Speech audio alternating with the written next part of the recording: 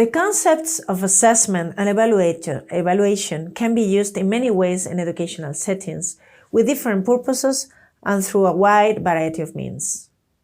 However, in all cases, an assessment activity can be identified as a process characterized by collect information, whether through written or not written tools, since educators can evaluate also, for example, the quality of interactions when students are sharing in large groups, observing their faces at the beginning of the class, commenting on aspects in their work while they are doing something in class. Then, analyze that information and make a judgment about it.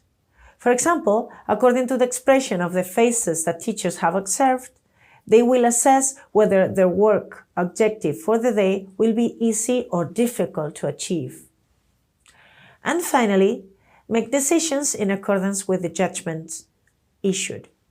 There is a widespread belief that evaluation serves to verify and certify that students have reached the required level in certain knowledge at the end of a thematic unit or a process, what we traditionally know as grading. However, in makerspaces, because of their nature, the regulatory conception of evaluation should prevail. That is, activities aimed at identifying the changes that must be made in the learning process to help students in their own construction of knowledge. It is important to remember, though, that in the traditional formative assessment, the regulation of learning is carried out mainly by the teachers, since they are given the functions of detecting the difficulties and successes of the students, analyzing them, and making decisions. However, it is proven that only the student himself can correct his mistakes, realizing why he's wrong and making appropriate change decisions. The role of the teaching staff should therefore focus on sharing this assessment process with the students. It is not enough for the one who teaches to correct the errors and explain the correct vision. It must be the student himself who assesses himself proposing activities with this specific objective. If we consider that the experts think about the soft skills that students have to develop in the new learning environments in the 21st century, we will see that many of these skills can be observed naturally in makerspaces. For example, the Battelle for Kids 21st Century Learning Framework that we are offering as further reading argues that creativity, critical thinking, collaboration, and communication are fundamental skills for lifelong learning and innovation, and all of them happen in makerspaces. We could add a fifth C, the one that corresponds to computational thinking, applying logical, systemic, algorithmic thinking processes to achieve representing solutions to a problem as sequences of instructions and algorithms. While we clearly understand why these skills happen naturally in the makerspace, it is no less true that they are complex skills to assess and demonstrate.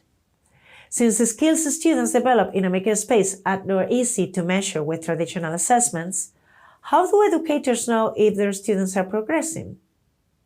The answer is through authentic and relevant evaluations, of course. A 2017 survey revealed that many educators are experimenting with their own assessment methods. Some of the most common methods are project portfolios, exit surveys, rubrics, and a good mix of self-assessment and peer review, as Pepler and other authors remembered in 2017.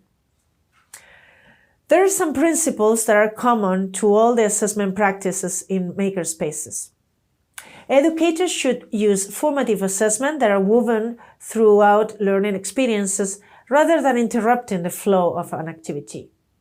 They should be authentic in that the interactions feel relevant and students know why they are using them. A well-designed assessment should be seen as a tool to help students learn and progress rather than a threat or ultimatum. Designing these tools as performance assessments is key, as they should put learners in situations where they must use their skills and demonstrate their abilities rather than simply answer questions about them. Embedded assessment in makerspaces, in fact, should measure not just knowledge and skills, but also attitudes, beliefs, interests, and practices.